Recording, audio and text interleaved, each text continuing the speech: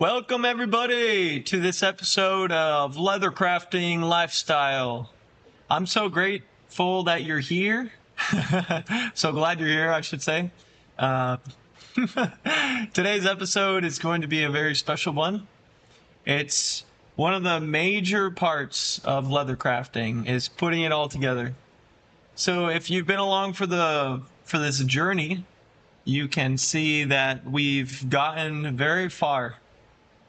So while off camera, I did a little bit of stitching myself, and we have completed the zippers, as you can see. Wait, oh, it's a little bit reversed. Here we go. So as you can see, we completed the zippers. And as well, this one has a Italian leather pouch that is sewn in. It's super durable. And as well, this cord that I'm using is a waxed cotton cord, of course. What's very special about this cord is that it's 1 millimeter. It's waxed, meaning that it's going to hold up over time.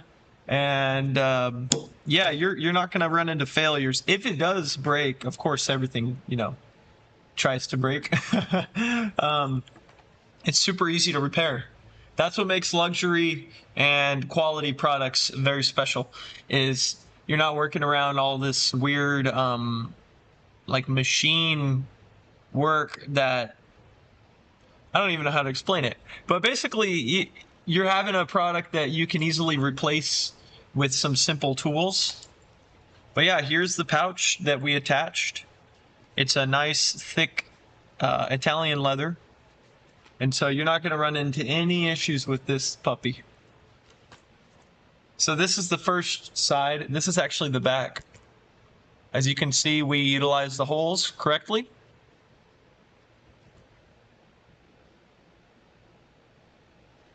And then this is the front pouch.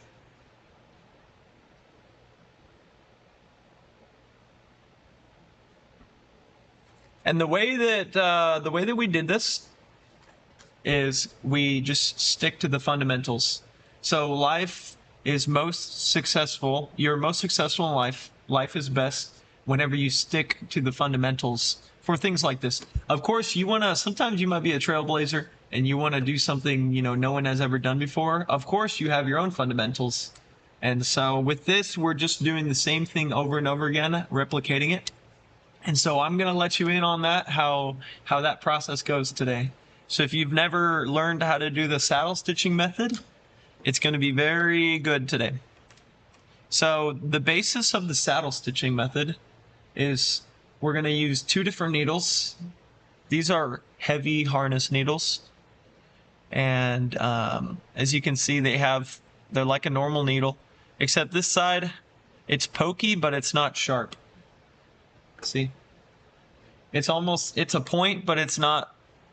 You could cut if you dug. I mean, it would be kind of hard because these aren't sharp. They're just pointy. So the first thing we got to do is clean up our needle. Remove any threads. Hey, welcome. Hey, someone shy. Welcome. It's great to have you here. I hope you enjoy your time and you get something from today. I hope so. But I'm very blessed to have you here. Welcome, someone shy. You have a funny name. Excellent name. All right, so let's get going. So what we're going to do is separate these pieces we're not going to be working with yet. So I'm going to do the front part first. And I'm going to attach it to the gusset. This gusset is a excuse me. This gusset is the sidewall, as you can see. It's going to be stitched underneath, just like so. And it's going to be the body of the bag. So this has a natural vegetable tan leather that I stained myself. It's a cowhide. This is also cowhide. It's just a different process. And this is an Italian leather. So this piece actually has a lot of good structure to it. And as well this one. So we're going to go ahead and measure our cord first. So what we want to do is we want to get the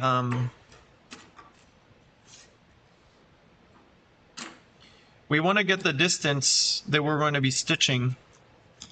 So first off, we're going to, all right, so that's the distance we're going to be using. And this, by the way, this color is beige, if you're curious. And it's pairing with a brick colored leather. So this is the length that we need. And then what we're going to do is multiply this times 4. So 1, 2, 3, and then 4. Oh. So now we're going to clip it.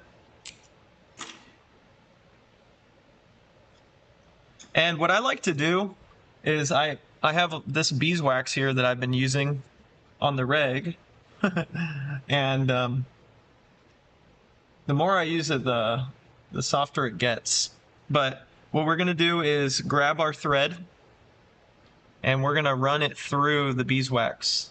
And this is going to add an extra layer of beeswax.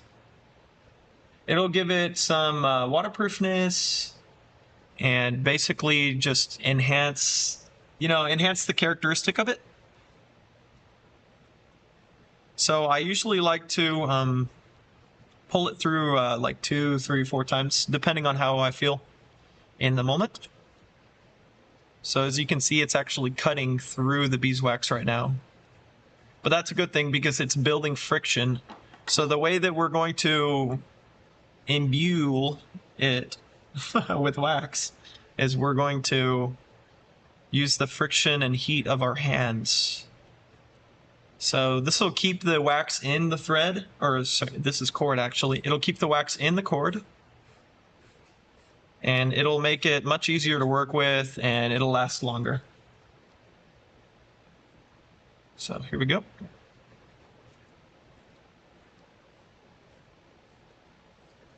Is a little bit more actually.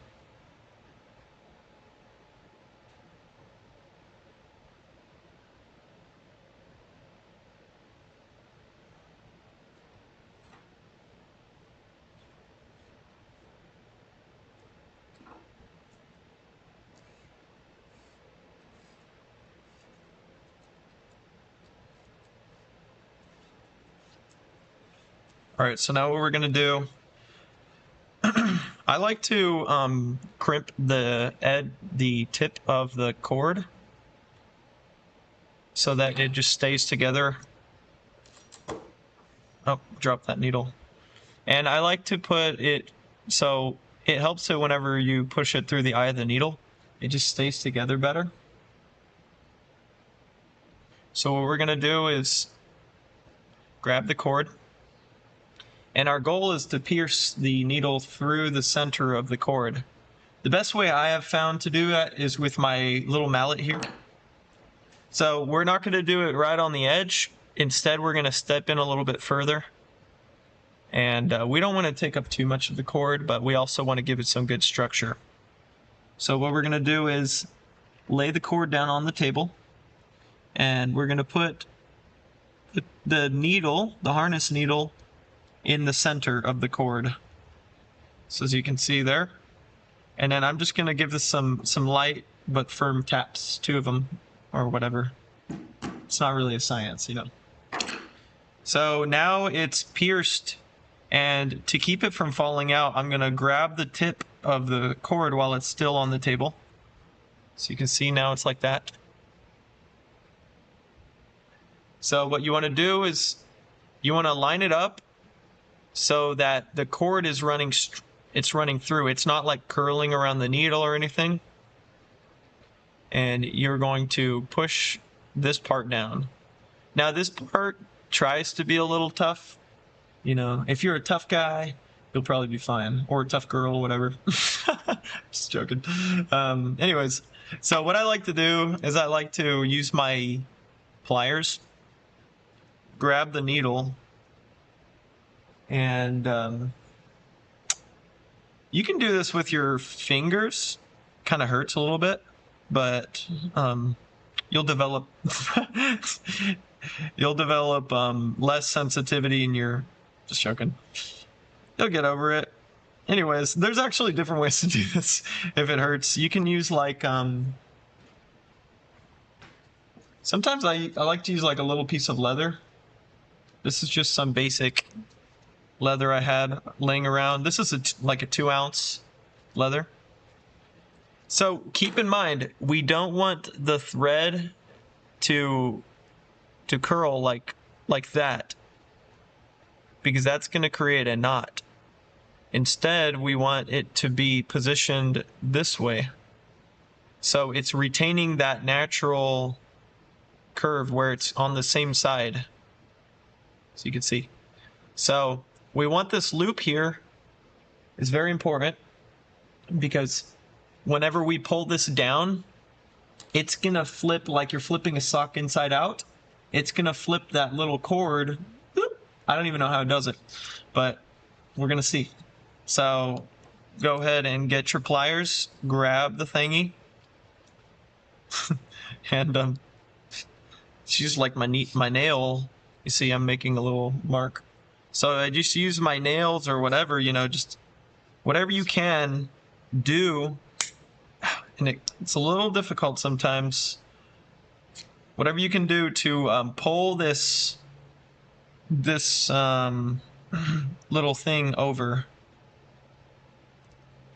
So you might want to use your slightly dull. There we go. Okay, so you see it's like that. Right now it hasn't flipped yet. It's kind of a knot. Hey, I'm glad that you're being productive. Not that you're not productive, of course. Good to hear, bro. So that's good though. So what you do is you just take your finger and you slide it down, and it flips it over. So now it's still running in line, and the cord is running through the center of it. It actually has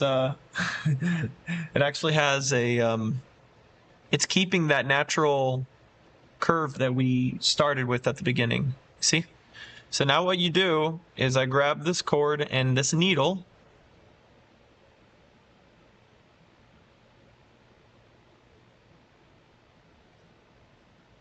okay, and then I want it to be as small as possible so it doesn't have that much friction and pressure going through the holes.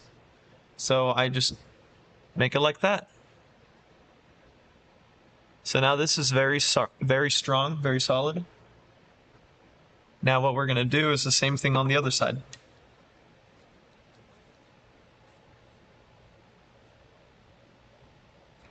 All right, so crimp, just like that. Oh, I dropped it, that's right.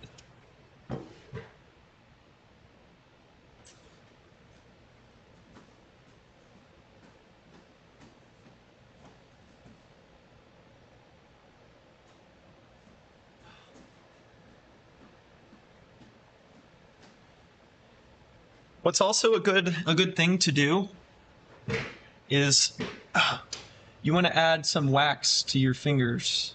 Wow. So you want to add some wax to your hand, and it gives you better grip whenever you're using your needles. So we're gonna push this through the eye of the needle. Just like that. Pull it through. And there's actually a few different ways you can enlarge that little loop that I was showing you. I'll try to demonstrate it now. Push that through. And one of the easy ways I've found in the past was just grabbing this and like pulling on this one loop. That usually helped me in the past. So we'll see if it works this time. Second, I think it's working. So just grabbing this little loop.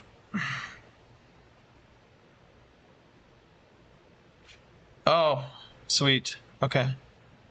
So you see it worked. I'm actually happy it worked.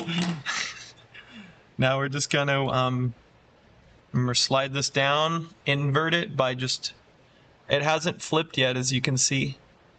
So right now we're about to pop it. Oh, there we go. So now just pull it. Hey, that's actually the best method. So you saw what we did? Now what we're gonna do, this is actually a little thimble. Sometimes I like to use this to hold the needle with. It's just a piece of leather that I sewed. You can really do anything, just be creative. Now, if you notice, there's two distinct sides of this. You have a slightly longer side and a slightly shorter side. See? So what we're going to do is this top part here is slightly longer and this is slightly shorter. So what we're going to do is, I know I keep repeating myself, excuse me.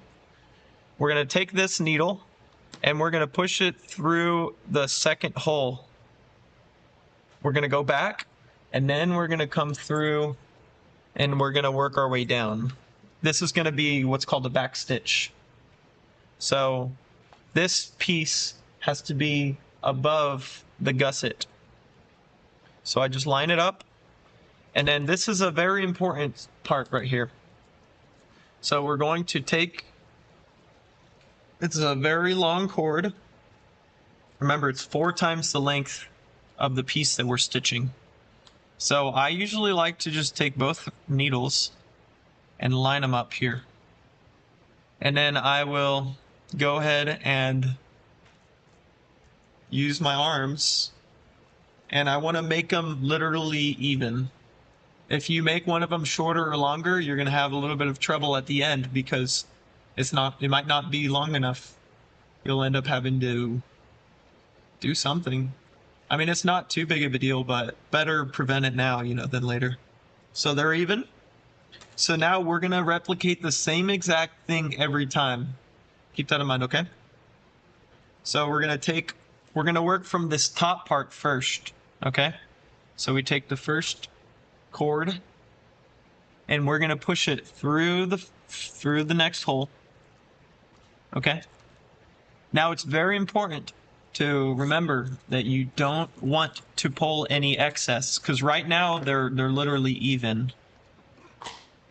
So all I'm going to do is secure this bottom one from moving, and I want to leave a little loop with the first one that I shot through.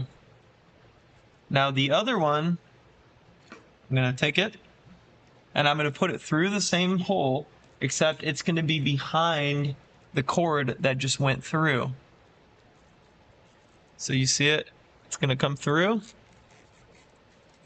Okay. This is also important to remember. I was telling you that you want to make sure that you do the same thing every time. This is going to be the way that we're going to replicate it. So for this stitching method, I'm going to pull the loop down. This thread is going to come through the center of this loop. Okay? This one you can pull it tight. You see this loop behind? I'm going to pull it through, and this one I'm going to pull it through. So now what I have is the threads are on the opposite side from where we began. So I'm going to pull it just a little firm, tight, not too hard. And then I want to measure the cords again. This will ensure that they are still the same length, because you could possibly have pulled one of them too far at this time. So I lined the threads up and I kind of like to keep them from moving in my hand. All right, and then they're the same. So now what we're gonna do is we're gonna do the same exact thing down this way. So I'm gonna show you and explain it a couple times, and then I'm just gonna go for it, and you can just watch. So first off, what we do is the top cord, we're gonna go back through that hole that we just went through, the hole we started, excuse me. So I'm gonna go through the hole, out the same side hole, same hole on the other side. Pull it through, leave a loop, just like that. Now this is the cord that's behind. I'm gonna go through, and I want to be on the inside. So I want to be just before the cord. Push it through the hole. Okay, so now remember, we wanted our loop to be down. So we push our loop down, and we take our cord, and we're gonna pull it up and rip it out. You can also use your pliers at this point. You don't want to bend the needle because there's a chance that you can break this needle. Honestly, I have broken quite a few. You want to make sure that you pull straight out, pressure outward, because this honestly is a weak spot, the eye of the needle. And it makes sense because there's two thin sides that make up the structure of this needle hole, the eye of the needle. So now what we're gonna do is we're gonna pull it through. If you remember, loop is down, and this is in the middle, coming up. Okay, look, we've run into a little bit of a hiccup. It's tried to knot back here. So what we're gonna do is pull it, and it releases. So now what we have to do is keep pulling. So we're at a point where the two loops are going to be forming. So line up our leather, grab each thread end, and pull it tight. So now we have a double, we have one back stitch. So that's the beginning. And I mean, you can check it again, but most likely this is a perfect length right now, if we've done it right. So remember, line these up and just pull away. And yeah, they're perfect. So now what we're gonna do is we have all these new fresh holes that we haven't gone through yet. And it's gonna be very easy. If you do this right and it's lined up properly, then what you'll have is a bag that lasts a very long time. Because if you have holes that aren't lined up and you're forcing it, that's creating pressure points, and the leather, after some time, it'll just rip.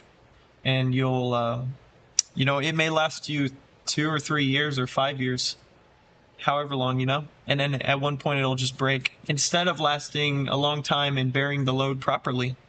So again, we're just going to use the top thread. I like to differentiate the two cords. Put one of them over there, one of them over here. And we're just going to line up the leather with our hand, push it through the hole. And now what I'm going to do is keep this one to the right and this other to the left. I'm going to go through, remember, behind, or I should say before, the cord.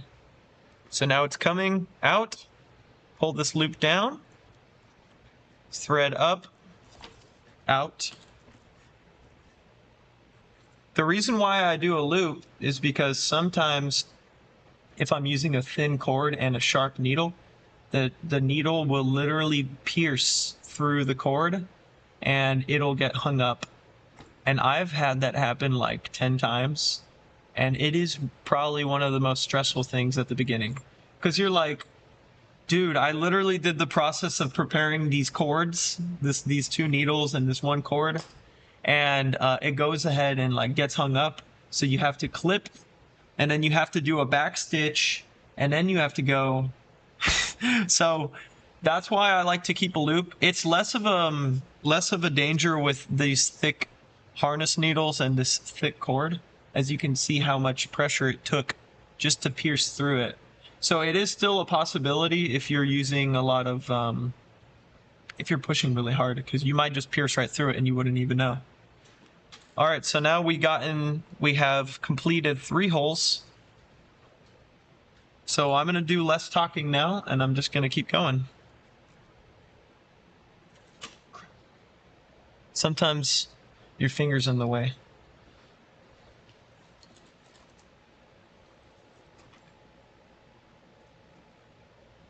Make sure your finger's not in the hole.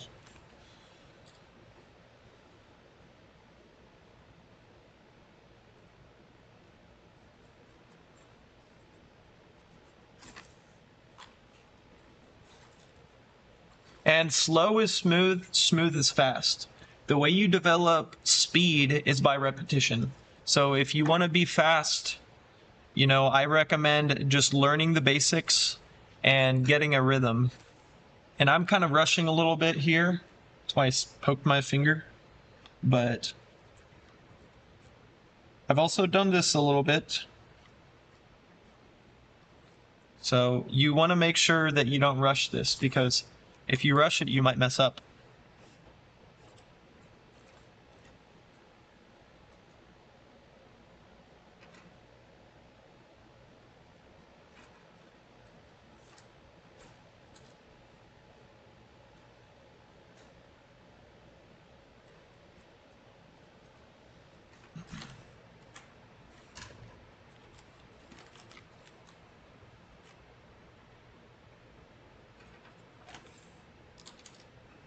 And keep in mind that saddle stitching, the saddle stitching method, you could do one side for like an hour or 2 hours. It really takes a long time. That's why this method is used on the most expensive and highest quality of bags, because it takes so long. Like I literally have a sewing machine. If you see it, it can sew through this thick of leather.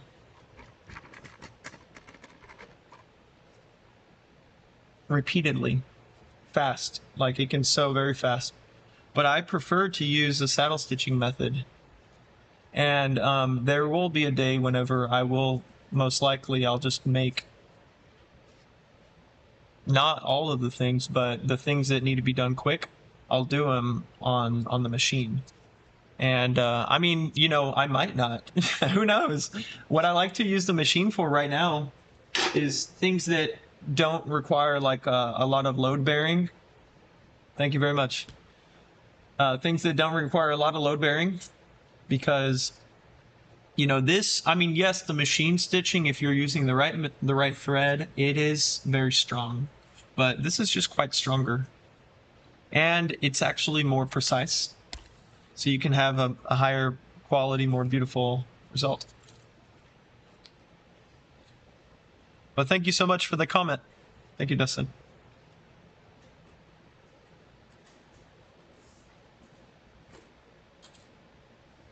It's good for, you can make like saddles and stuff.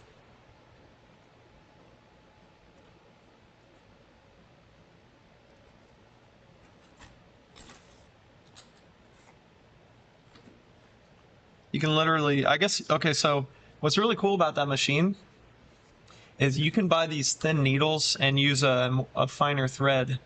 And then with that machine, you can actually adjust it so that it has a wider spacing or a, you know, a smaller spacing. And that really gets into a whole nother realm. And like I was saying, if you get a new tool or a new machine, nice. Yeah, it's very methodical, and it's relaxing. If you get a new machine or a new tool, you got to remember that there is literally training hours that you have to put into it. You have to give yourself time to learn it. So if you're proficient with hand stitching, do that. you know, if you need the aspect, like I could make straps super quick on that, like reinforcement. For instance, I'm gonna do that for this. See, there's no holes punched yet right here. Excuse me. The reason behind it is I'm gonna go ahead and stitch it with my machine because these are two pieces of leather that I glued together. And here is where it's gonna be hand sewn. I'm gonna stitch the D-ring, or excuse me, it's gonna be a trigger snap.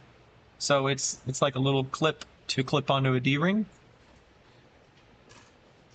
So I could literally hand stitch that if I didn't have the thread for the machine that matches. Like this is the machine thread I'm going to be using, and it's very close to my hand thread. And so if I didn't have this machine thread in this thickness, then I would use the hand stitching method, and it would take me like, man, it would be like 4 hours or 3 hours, you know. But it's totally doable if all you have is hand tools like chisels and punches and whatever. You can do that, or you can even use a drill. I've seen people do, or I've heard of people doing a drill, using a drill.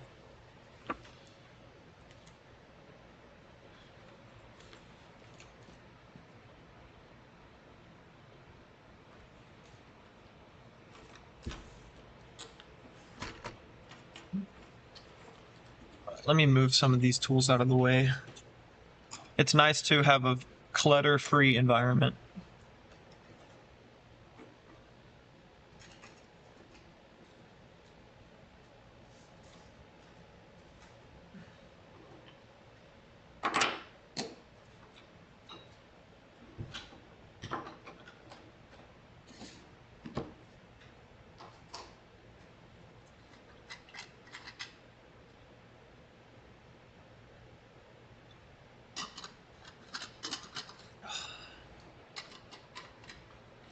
All right. Excellent. Let's get it.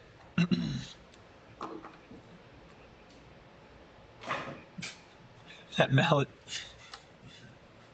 All right, here we go.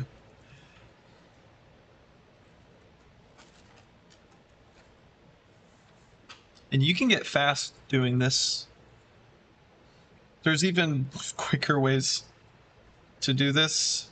But this is what I have practiced, so I'm going to continue to just do what I've practiced. And also, if you change up your stitching method while you're doing it, it'll change up the way the threads look, which could be, you know, problematic for your outcome. Yeah, nice. I heard that the dandelion is actually one of the most healthy and beneficial plants for the human body.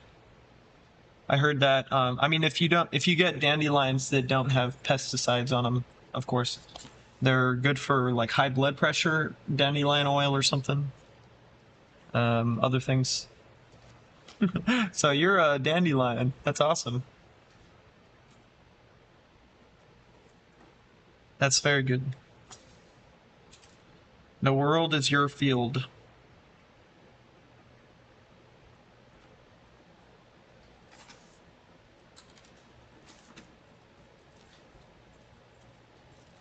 So if you pull this really tight, it'll try to bring the leather closer. So you want to do the same tension on both sides and each stitch.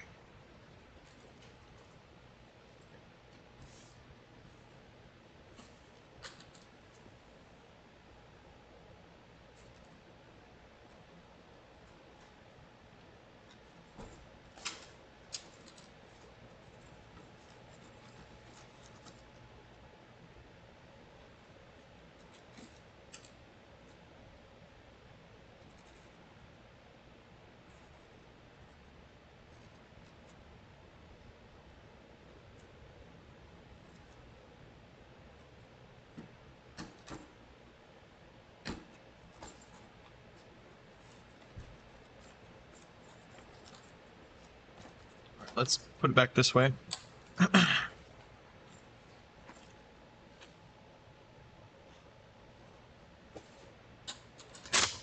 Oh crap.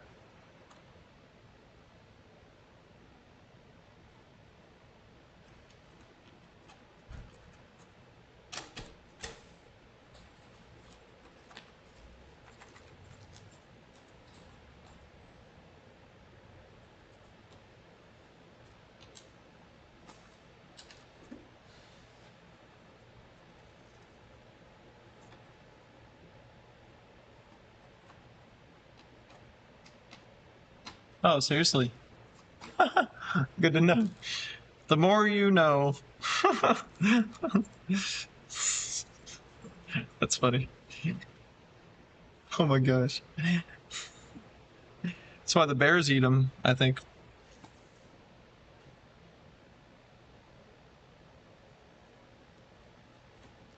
Or on Ice Age, a dandelion.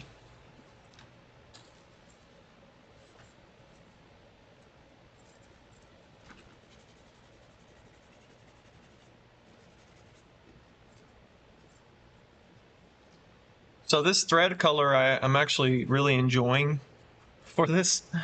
It kind of matches the brass.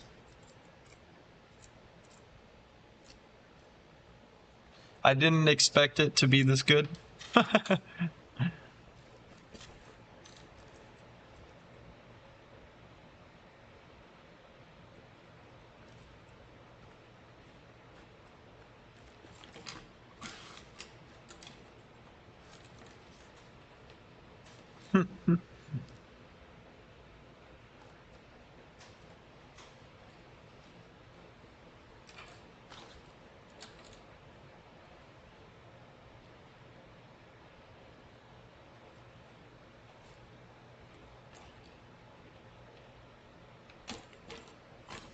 Here we go.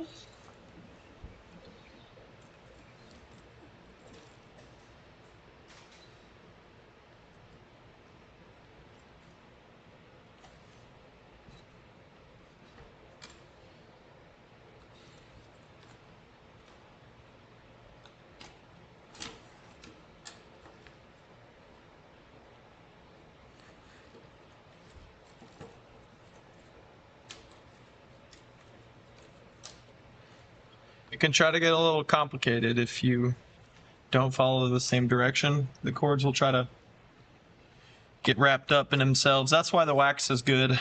Keeps them from tangling as much.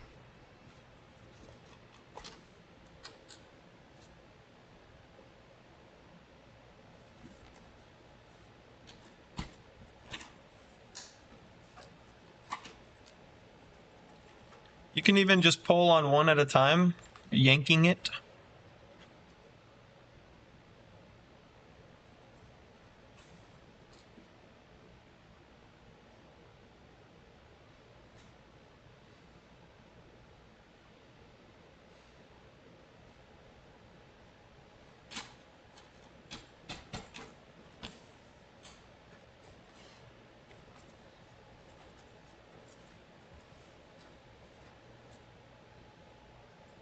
Oh. It's all about finding the holes.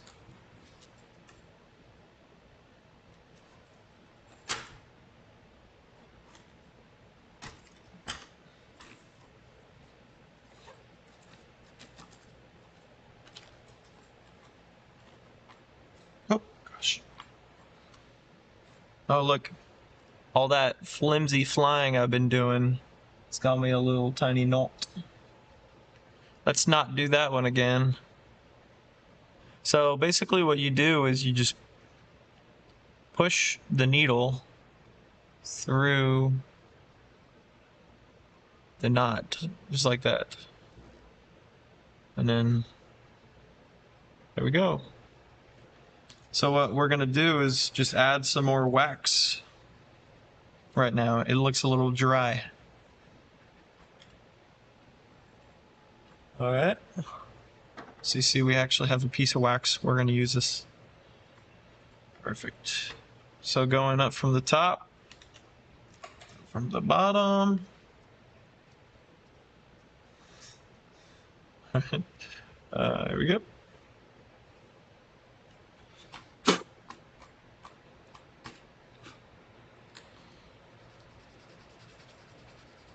And if some of the wax gets on your piece, you can just rub it in. It'll help condition it.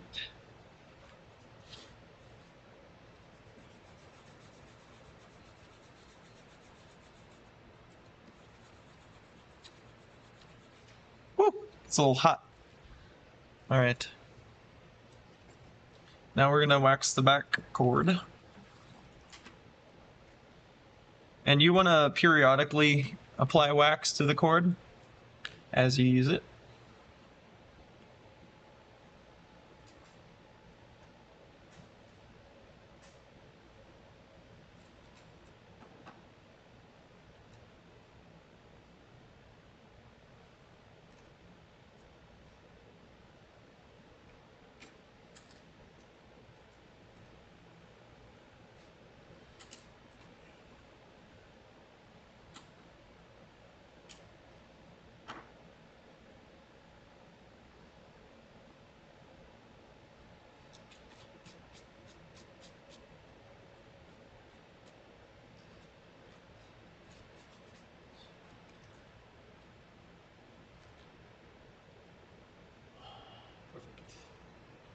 Okay, cool. That's good enough. That's weird. Yeah, this stuff is. But actually what happens is as you push it through the holes, the leather absorbs that wax, pulls it off, and it actually builds up across the surface of the stitches that you're making.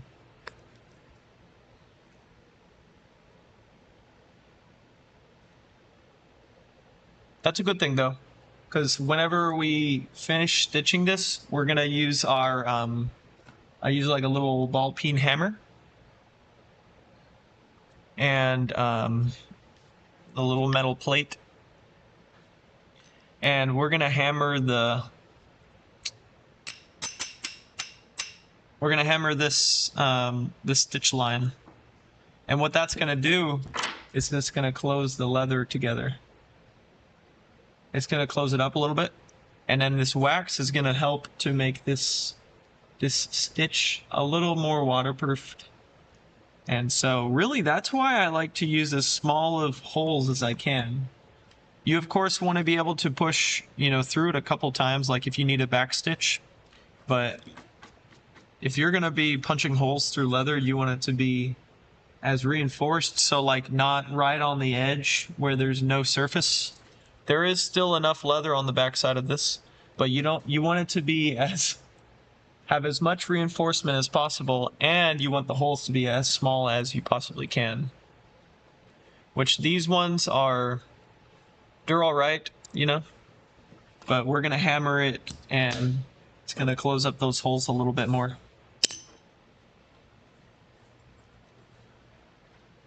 Yeah, so you gotta keep applying wax to this waxed cord, and it improves the quality of your piece.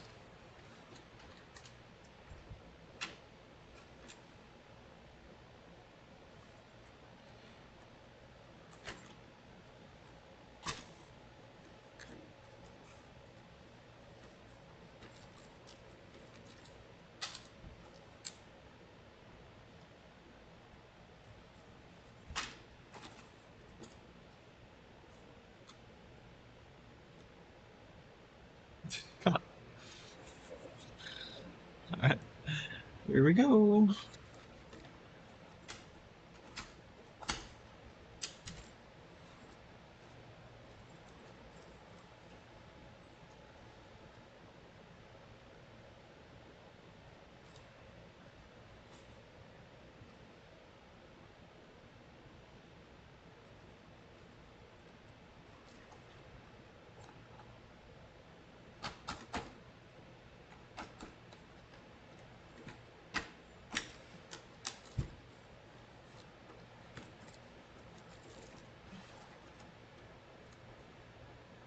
The wax also just gets into your hands from handling the stuff.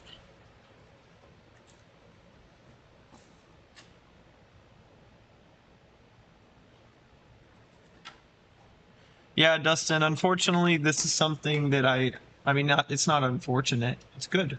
It's something that I just learned through experiencing it firsthand, literally.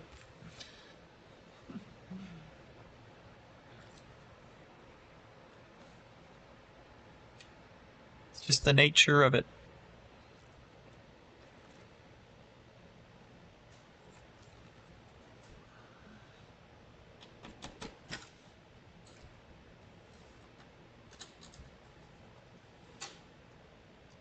I think I'm liking holding the leather this way.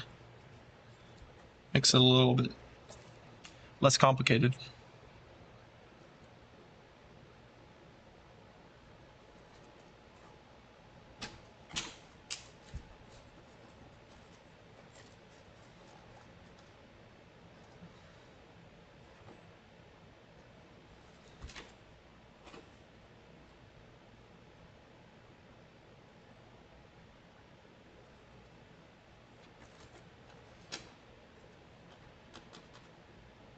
Hey, I'm glad that you got something. Yeah.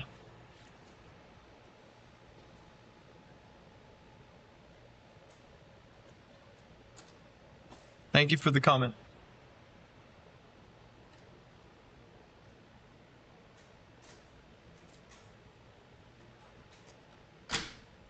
I'm trying to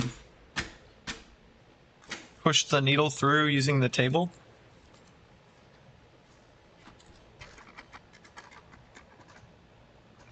Kind of messed up the angle. There we go.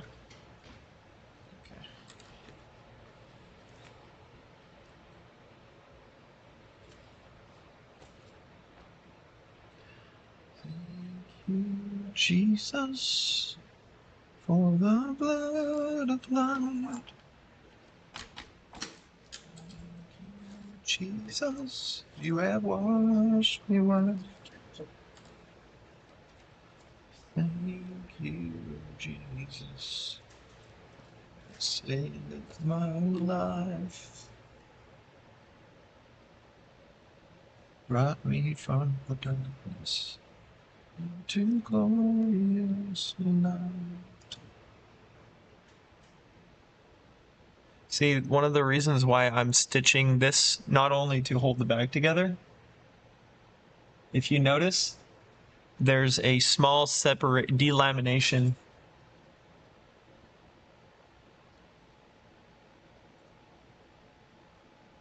right there. So this glue is only strong enough, and I really just use this glue to help hold it together while I stitch it. It makes life a lot easier, definitely. But as you can see, it's starting to delaminate right there. So whenever I stitch this, if I wasn't gonna literally stitch 360 degrees of this piece, or however many it is, it's probably many more degrees than that.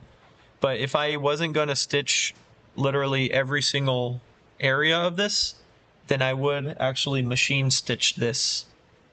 I would machine stitch maybe on the outside here, and then I would hand stitch on the inside of the thread. I have done that before. You know, it's not a problem if you have, like, if you can see here, it's basically no overlap, or excuse me, it's basically very tight. Like there's barely any crease left or opening.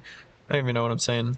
So but if you ended up machine stitching here, just this piece alone, not the two gusset and the piece, but if you just machine stitched these pieces closed, and then you punched all the holes and hand stitched behind it, that would be fine.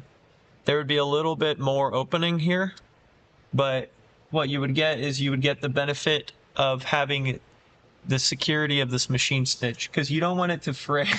You don't want it to open, you know? If you machine stitched, because like, okay, I don't want to be too complicated here, but the baseline of what I'm saying is that this hand stitch is 360 degrees around it. So there's no way that this is going to fray and come open. So not only am I using this stitch to hold these pieces together, I'm also using the stitch to hold this liner to this main piece of leather. All right, back to the shallow end.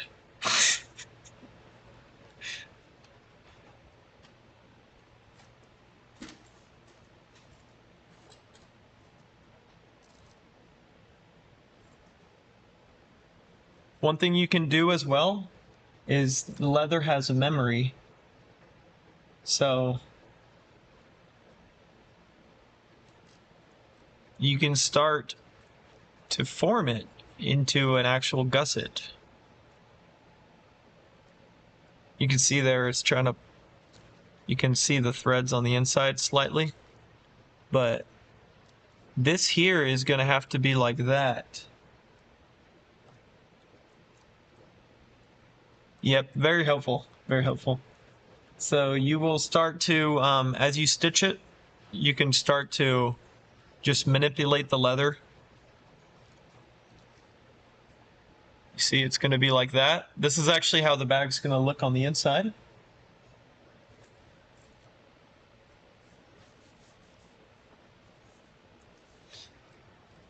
All right, let's keep going.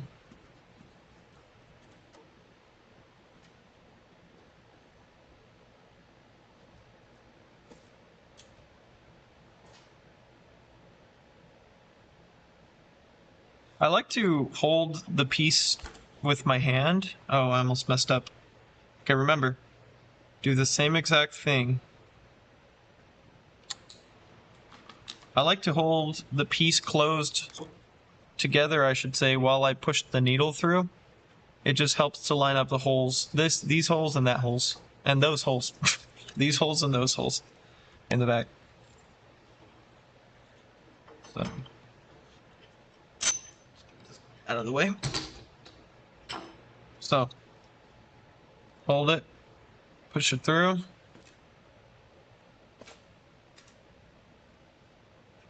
This one. Oh, see, look, we went in front of the needle. So this is actually an easy fix. We're just gonna yank the cord forward and down.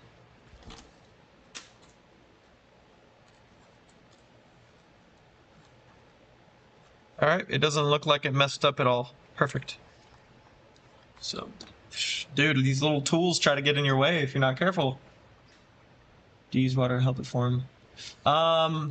Basically, Dustin, what I do is I don't use water. Water has like, it makes it hard slightly. It starts to stiffen the leather. And I don't know if that's because the oils are being drawn out by the water or not, or if it's drying it out, you know.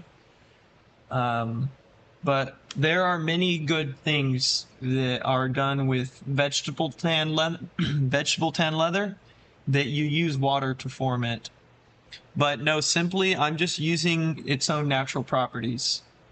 The leather is going to naturally form in like you could if you'd like, but for this I didn't do any water forming. I'm not a water bender, you know, so but basically I'm just using the natural characteristics of the leather. It's kind of like a pair of leather shoes or boots. As you put your feet in them, the pressure and the heat of your feet start to form up to be the way that you want it to be. And so I didn't want to use water. It's just kind of, I guess I just don't prefer using it. Yeah. But naturally you can just because this is gonna actually form as you stitch the bag as well. But one thing that you want to keep in mind is that if you don't start preparing it, the bag's gonna look a little canted, slightly canted, until you start shoving it with your daily goods and anything that you carry every day.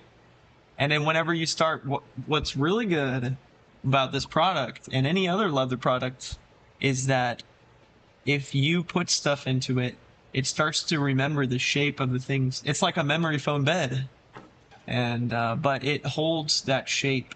So like for instance, this pouch here, right now it has a slight shape. Like if you notice it, it has some slight waves, and then here it has a nice even curve.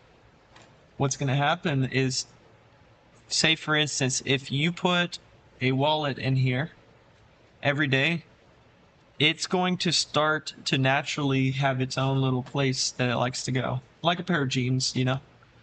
And so I don't want to do too much forming. I guess also the reason why I don't use water is I don't want to do too much forming. I want the customer or the person, whoever is going to receive this, I want them to form it by their own daily use. And so but the main idea here is you want to start to prepare it for its life, where it's going to be in the shape of the bag. So it's just minimal forming. But as you can see, it's actually starting to curve downward.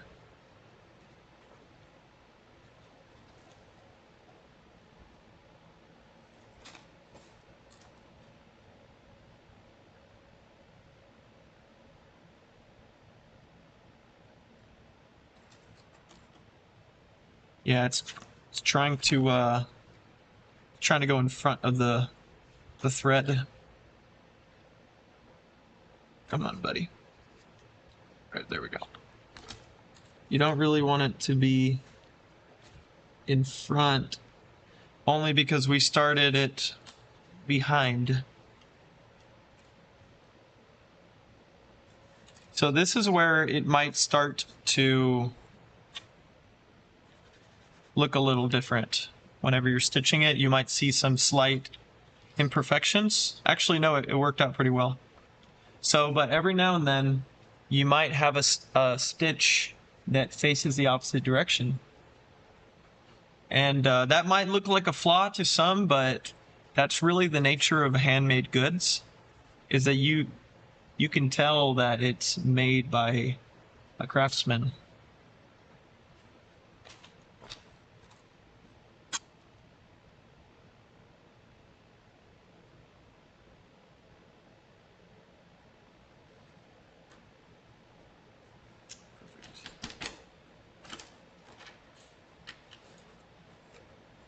There is also a level of craftsmanship that you can attain by, you know, just continually working.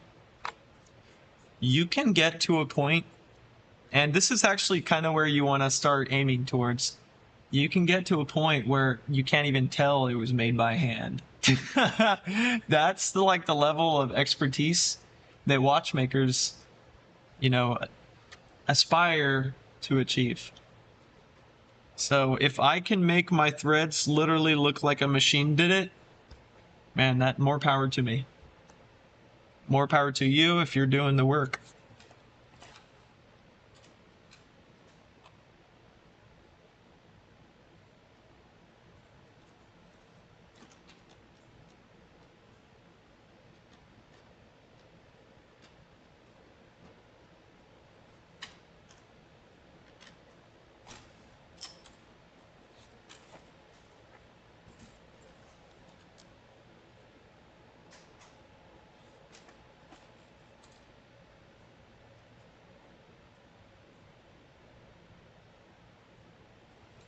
I'm noticing if I go into this top corner here on the left, then I can get it to go in the middle much easier.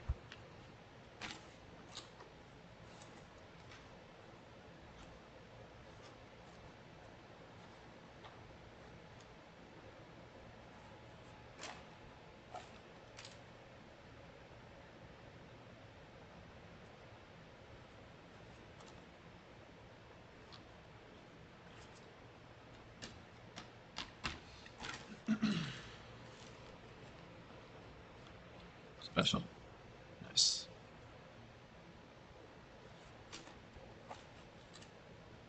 There's other things that you can do. You could do something called skiving. Skiving is taking a knife or a tool and thinning the edge of these materials. So right now, I should put this knife down. So right now, this whole surface, excuse me, this whole piece of leather is one thickness. Okay.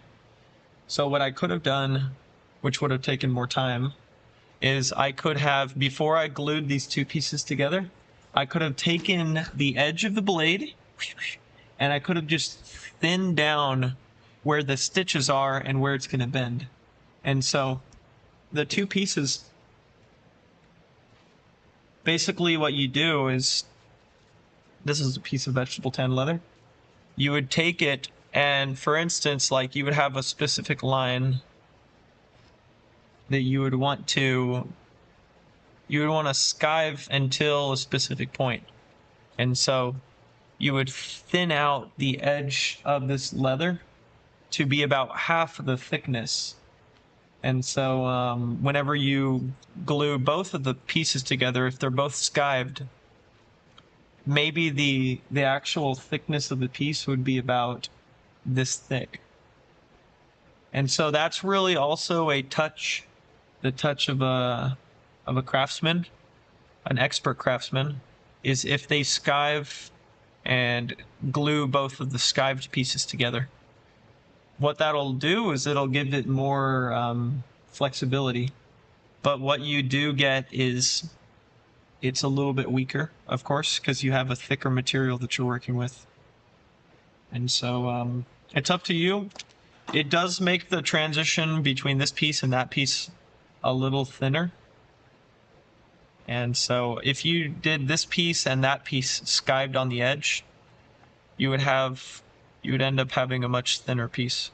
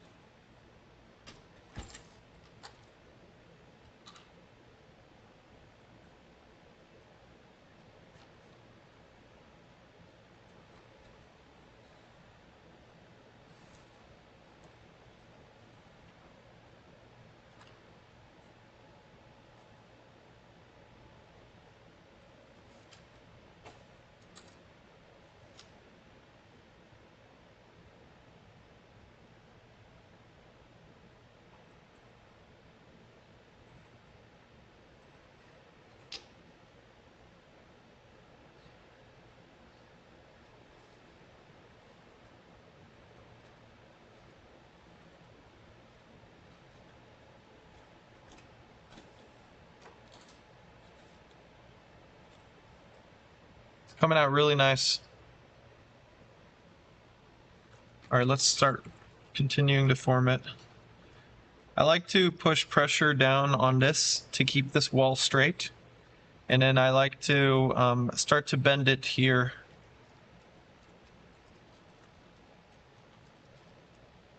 See it?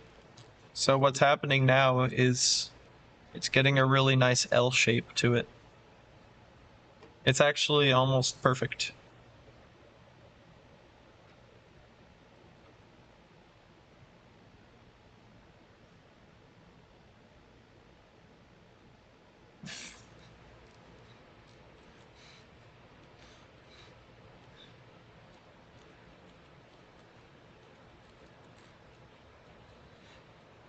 All right.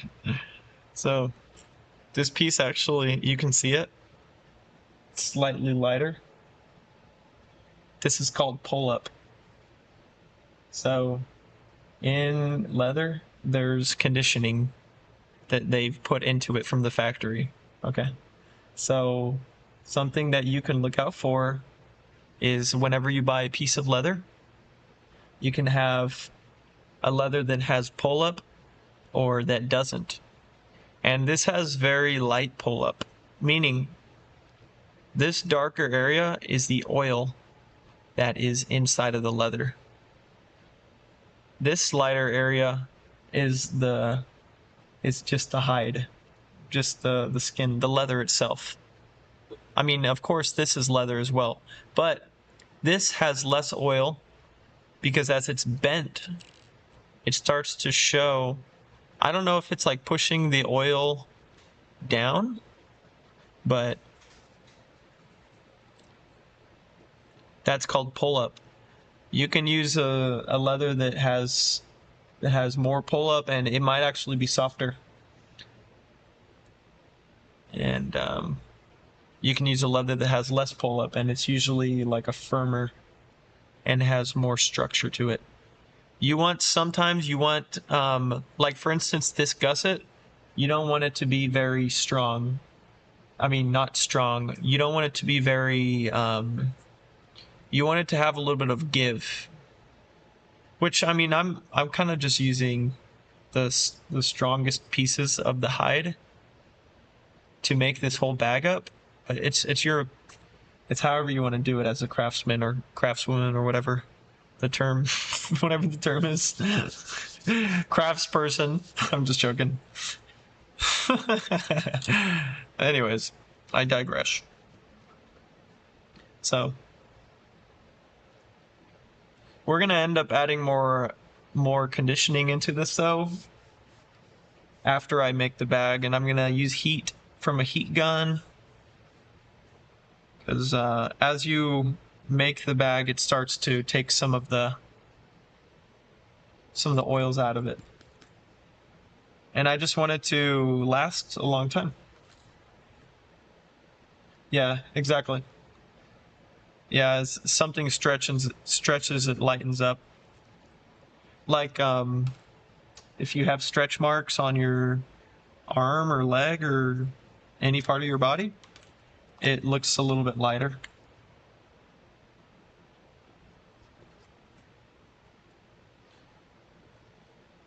But yeah, I guess what you're saying is the ability to stretch comes from certain parts of the animal, like where naturally, like the belly of the cow, it's much stretchier. It's still the thickness of the other part. It might be the same thickness depending on how they cut the hide and prepared it at the factory.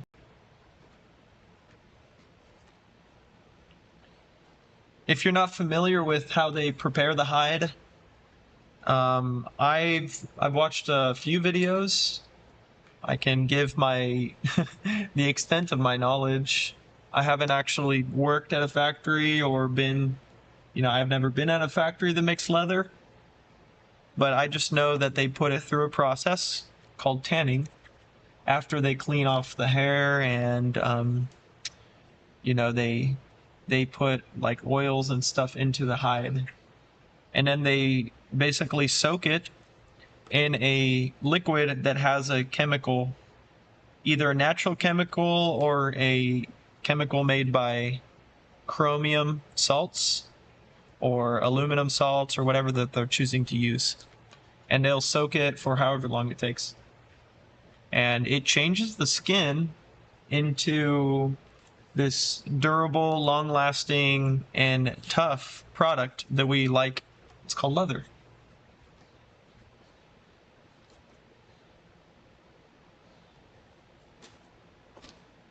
But leather is a natural product, and leather is a natural product, and as you use it, you have to keep conditioning it.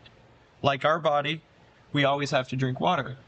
Our skin might get dried out and crack. And each time you condition it, it might add some character to it. A little bit of darkness or, and then as you use it, it starts to lighten up a little bit. So I'm going to condition it so that the person who receives this bag doesn't have to do it for like a year or however long.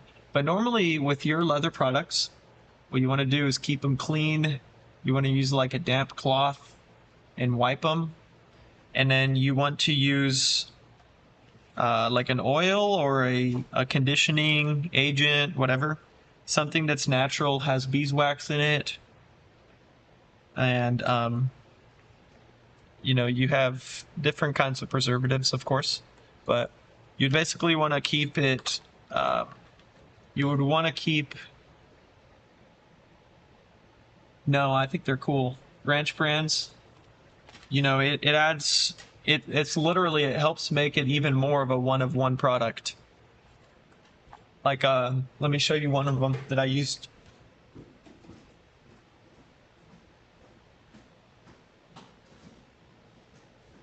I like to accentuate the brand or any marks on the bag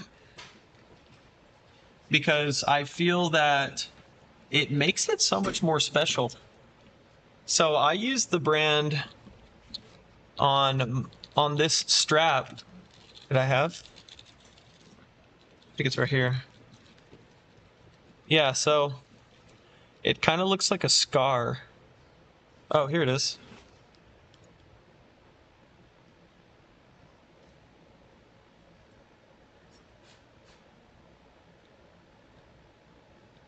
Yeah, and like here, look at this.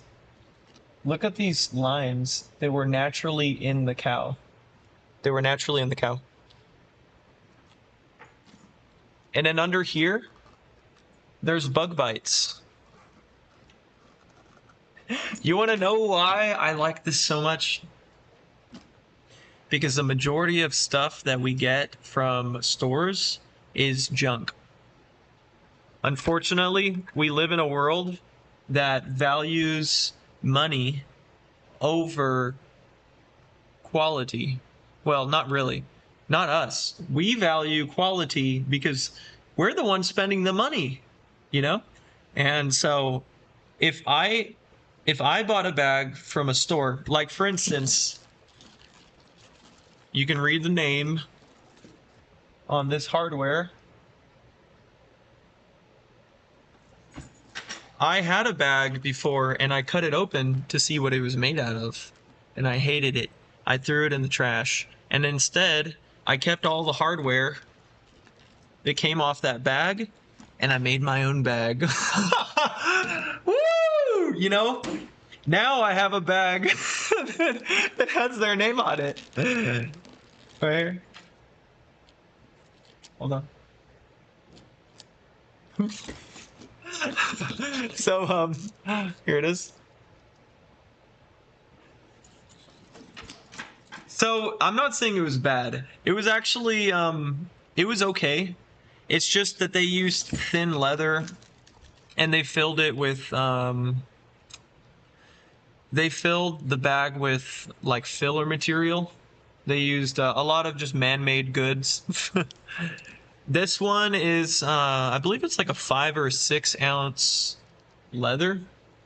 Even this patch I made myself. It just has my logo on it.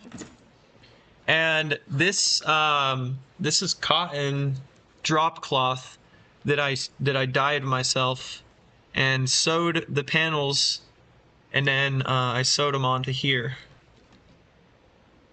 So okay, back to the reason why it's good to have marks on the bag is because sometimes companies will get leather. It's the undercut part of it. So like this is called top grain here. Okay? This is literally the top of the skin. As you can see, there's bug bites. There's, hold on. There's slight imperfections. There's a brand. This is the part of the animal that was exposed to the world and it lived its life. Underneath, though, is this fleshy, actually this is glue on it. Underneath is this fleshy part.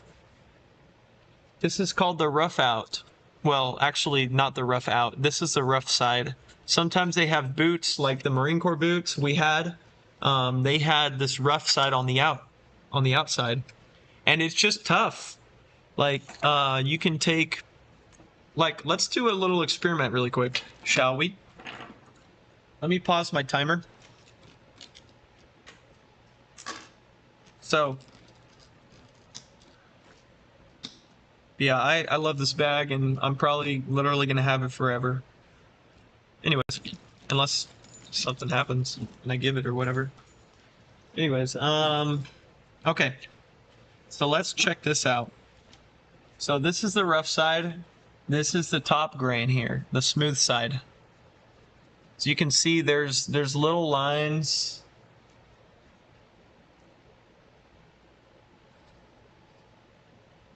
Okay. So this rough side is strong.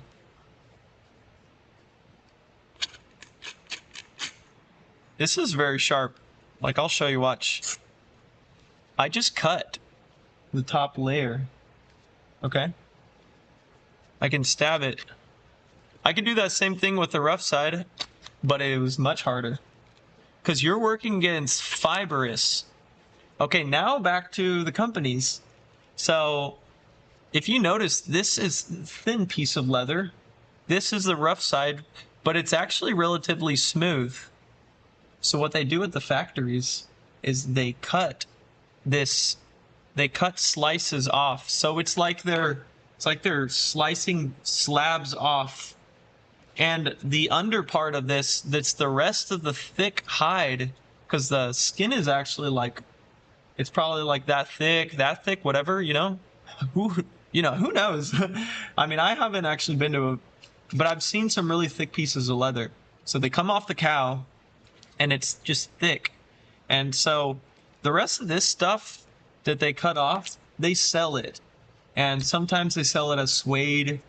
And sometimes these companies, cheap companies, that are more money-minded on making products fast, they will get that stuff, that fibrous. It doesn't have the structure of this top grain holding it all together. It's just the loose fibers, and they'll paint over it. So what you end up getting, if you notice, like a belt, for instance, my belt is leather. My belt is leather, but I'm not sure if they used, like, they might say genuine leather, and genuine leather could literally be that cut off part that they paint over. And so, so whenever you're getting a natural handmade like product, and it has, you know, bug bites, has ranch brands, has little stretch marks, it has veins, different things showing, like natural creases and stuff. That's the sign that you actually have something good. And this product is literally going to outlive those products. It's going to be stronger. It's going to, like, this looks thin, but it's literally so strong. Like, I can try to rip this, and all it does is that. So if I did that to, if I did that to something else, to another piece that's just like that fiber, I probably could rip it. But this, and it also depends on where I'm pulling. That's actually the soft edge of the leather is why it gave out like that, why it stretched. But like this, and even there's different ways that the hide stretches as you use it. So whenever you're picking out the direction of the bag, like, you don't want it to stretch a specific way, but you want it to stretch it, you know, you want it to stretch strategically. So you actually, as a craftsman, craftsperson, whatever you want to call yourself, you go in, I do this with my fingertips. I pull, and look, there's some stretch there. I feel that. But now I pull this way, and it's like I'm hitting a wall in there. Okay? I mean, there is still some give, a little bit, but it's not as much as this. So if I was making a belt, I would want the belt to be cut this way so that I have this structure. Okay? If I'm making a bag, I would want the gussets to be cut where they stretch this way, but the strength of the gusset is in its length. You see? 15-minute call. Thanks, Mom. So basically what you're going to get is you're going to have strength this way and give this way. Okay? So, yeah, do you have any more questions?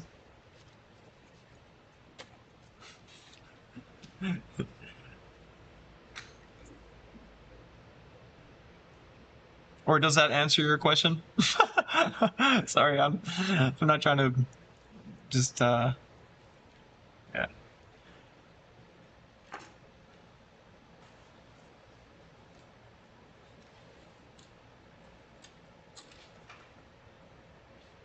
Oh. Sweet.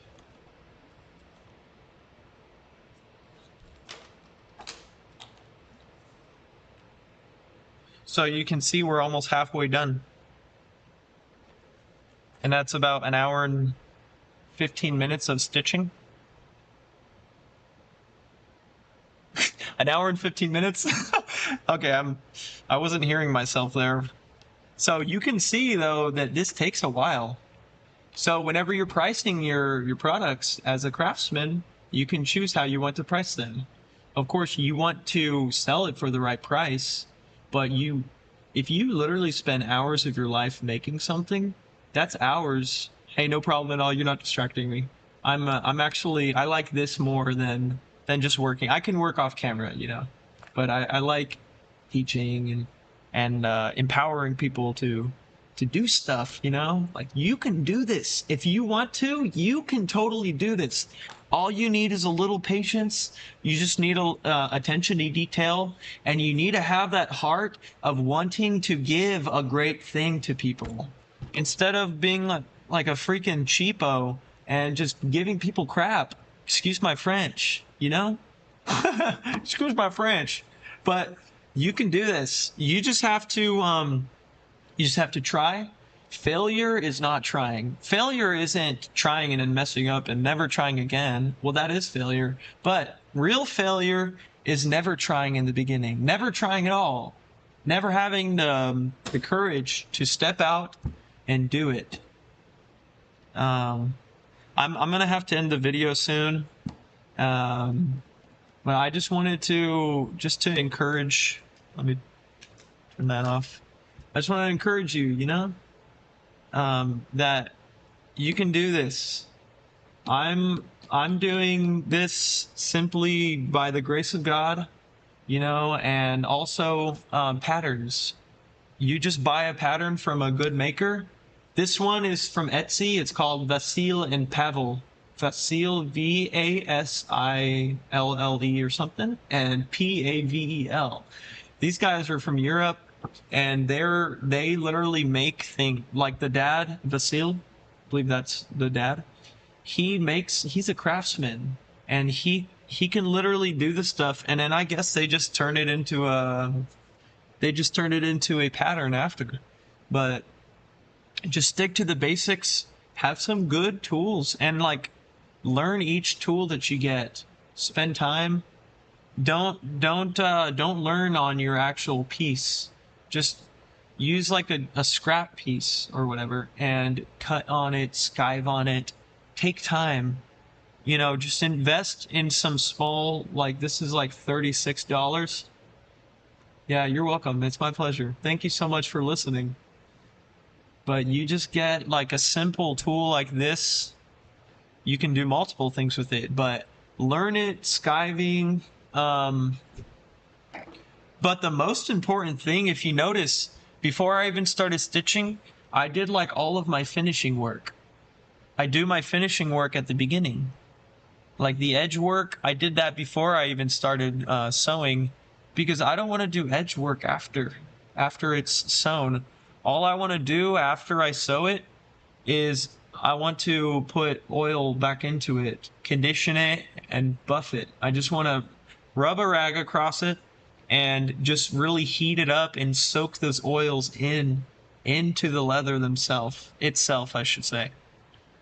But this here, we're gonna do the last one. Ready? All right. Remember, just a light yank.